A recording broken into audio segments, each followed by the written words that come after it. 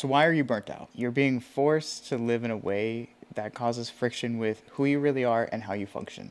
I'm sure if you look back to your childhood, to school, you can probably remember not really being able to learn the same way.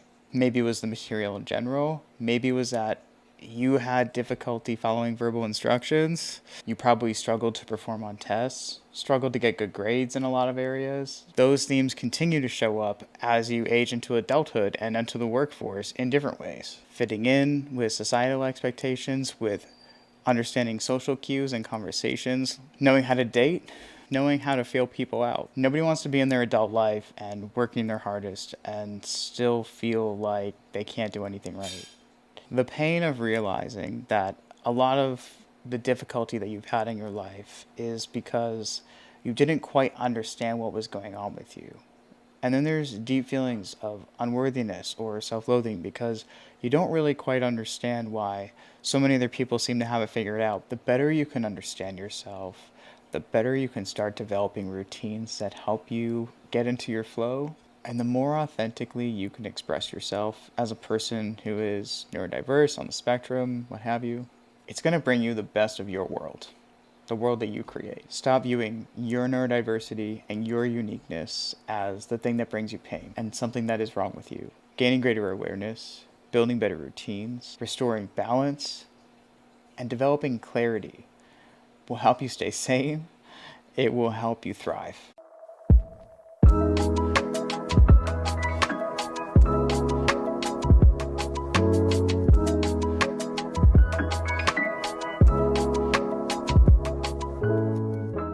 So are you neurodiverse? Maybe you're ADHD, maybe you're on the spectrum, and you've just reached a point in your adult life where you're burnt out and you don't really know what to do next. Maybe your lifestyle's no longer working, maybe your career's not working, maybe you're not sure what's even not working, but you know something needs to change. Well, let me tell you what, I've been there, and now I help people just like you figure it out.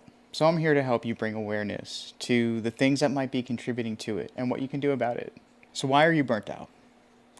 If I had to boil it down to one thing, I'd say it's that you're being forced to live in a way that causes friction with who you really are and how you function. And that can be based on what society or the people around you expect of you. There's just a lot of misunderstandings between neurodiverse and neurotypical people about the way us neurodiverse folks function in the world. It can be tough. And I'm sure if you look back to your childhood, to school, you can probably remember not really being able to learn the same way, and that causing friction with trying to keep up with the rest of your classmates. Maybe it was the material in general. Maybe it was that you had difficulty following verbal instructions. Maybe it was that the typical classroom setting was far too controlled for someone with your attention deficit issues. You probably struggled to perform on tests, struggled to get good grades in a lot of areas that you weren't particularly interested in, especially. But most folks who are on the higher functioning end, they tend to do something that a lot of people don't understand until around this time, maybe in their 30s in their life, that you learn to mask and learn that there was something a little bit different about you.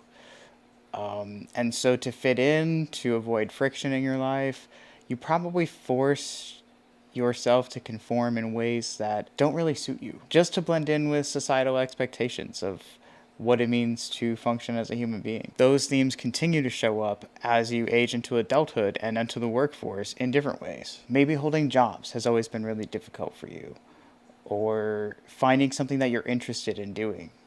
Maybe you have a pattern of getting in trouble for the same types of mistakes, failures to meet deadlines, certain things that, despite your best efforts and you feeling as though you're confident to do your job, you still fall short.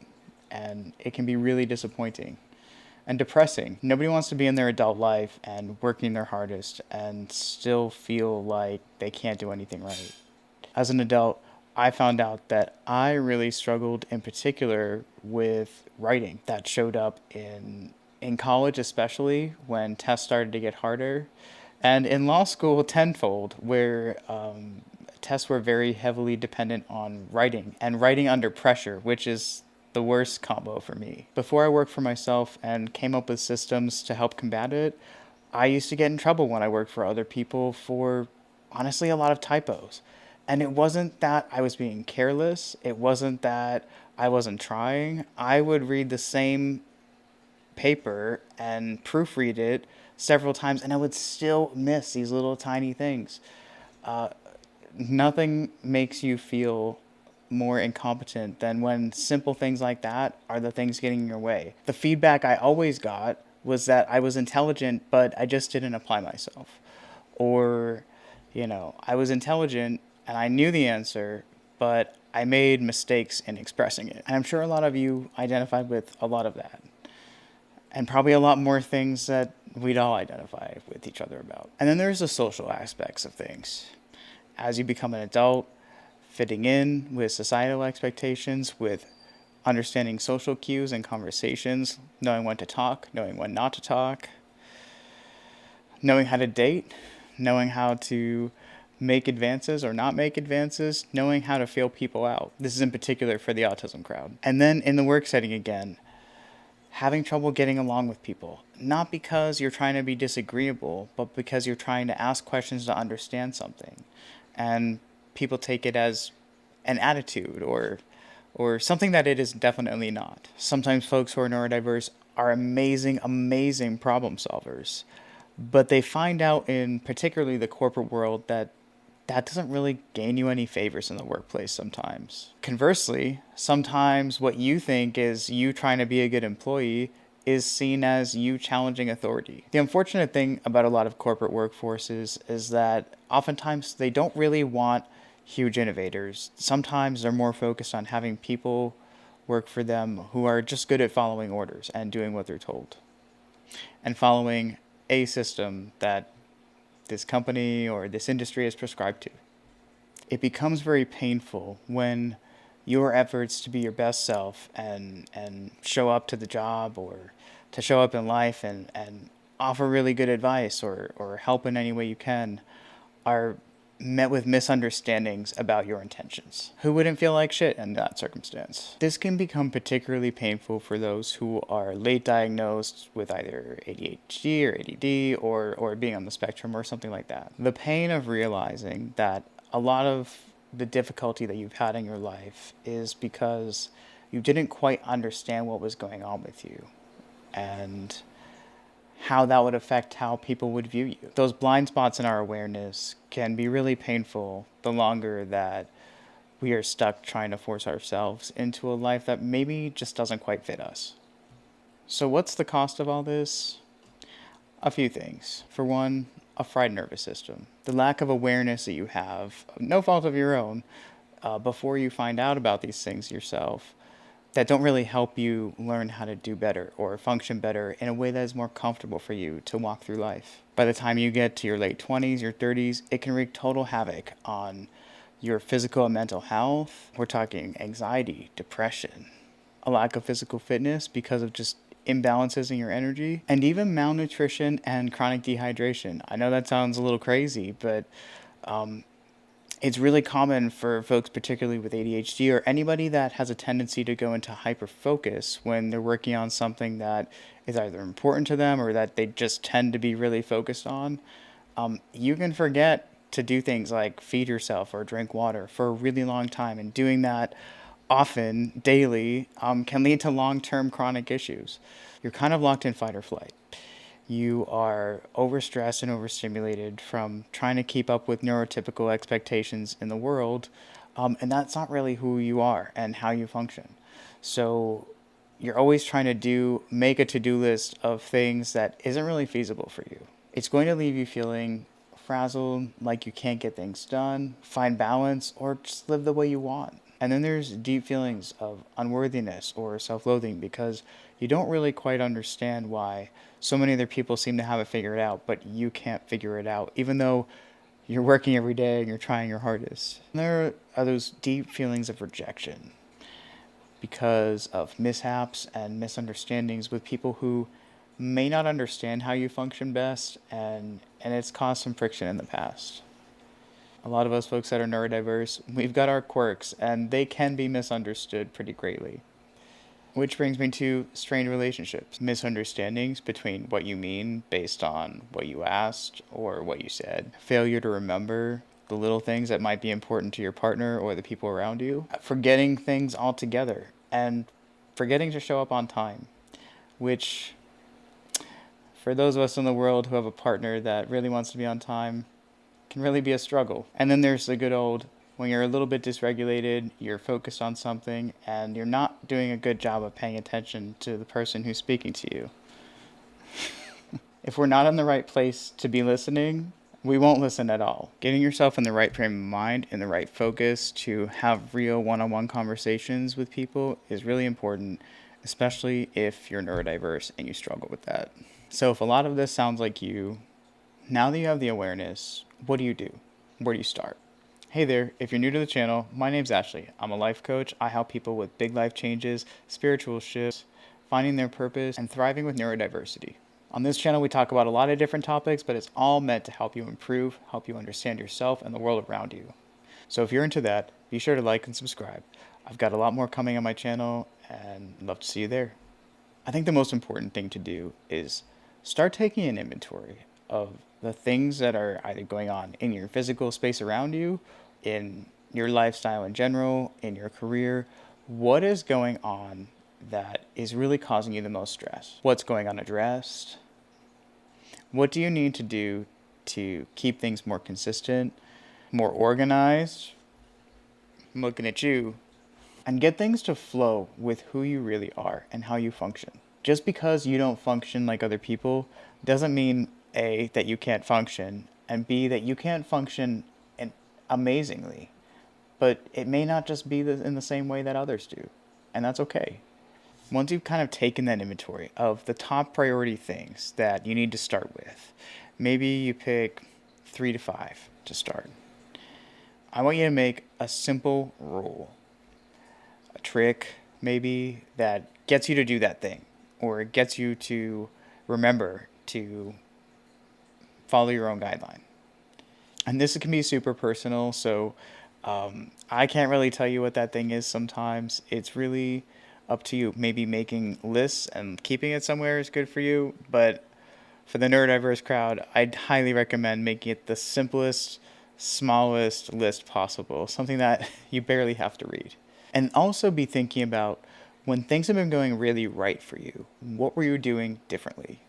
What was different about your routine? For most people who are neurodiverse, and particularly for those on the spectrum, building a very specific routine is actually really helpful because sometimes we live and die by routines.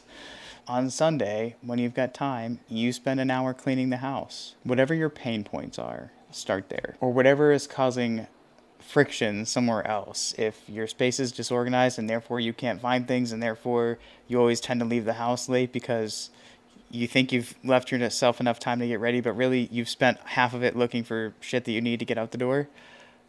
Maybe you need to start by organizing that space and making everything have a specific place. That's a rule I have to live by in this house. That's what keeps me going. That's what keeps me from letting things fall into disarray. That's what helps me keep this place clean. That's what helps me be, most of the time, on time.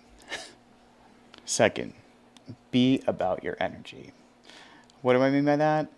What I mean by that is it is your most important resource, and you have to carefully guard it.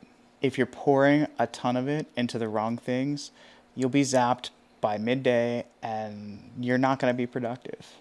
You might be zapped by the first hour of work if you've done all the wrong things first. So knowing yourself and knowing your limits is really important here. Knowing your quirks, if you will, and I mean that in a positive way. Knowing the things that tend to set you off, that stress you out.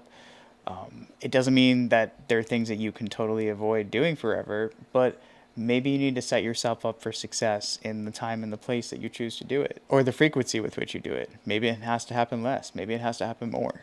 It's important to know when you need to limit your time doing certain things. For me, this is social settings. If it's a one-on-one or a very small group, maybe less than 10 people, I tend to do pretty well. If it's more than that, I've got about a 2-hour battery on that. Max. 1 hour ideally 2 is fine. If it goes beyond that, I know it's going to be a long day for me. And if it's something I have to do, I prepare accordingly. I am very kind to myself leading up to it and after it as well. Then there's these little boundaries that you violate with yourself. What do I mean by that? In particular, hyperfocus and overworking because of it. When I'm feeling really passionate about something, I'll forget that I have a stomach that needs to be fed, or I'll forget that there's something else that I was supposed to do with my day. I could very easily get swept away. Set yourself an alarm. Don't get swept away. If it's something that, another thing, sometimes you overwork and you blow your sleep schedule. That's a big, big no no for people like us. We need our rest. We all need our rest. But the neurodiverse crowd really needs their rest. Consistency is so important for us. And then there's violating your own boundaries because you're people pleasing. And I think our rejection sensitivity, feeling a little outcast maybe as a kid, kind of pushes us to. There are other things that can cause people pleasing, but I do think that neurodiversity and trying to fit in is one thing that can drive that. So set boundaries with yourself. When you know it's time to call it for the day and somebody asks you for a favor, really consider whether that is a good expenditure of your energy. If you have other stuff you have to do, you might need to save your energy, and that's okay. You need to not guilt yourself over that. I have a client who is neurodiverse and has to be very, very strict with overworking and getting sucked into a time warp because he gets really into what he's doing. So he sets alarms. He makes really specific guidelines about how he wants to approach whatever he's working on. And instead of letting himself get into that creative flow, which he loves so much, and staying up all night and screwing up his sleep schedule for the next 3 days, he knows he has to cut off at a certain point. And that's an important tool that a lot of us can use. So set those boundaries, mostly with yourself. Set those alarms, make the list, take that inventory, and then create routines that calm your soul. This applies to everyone, but particularly to us.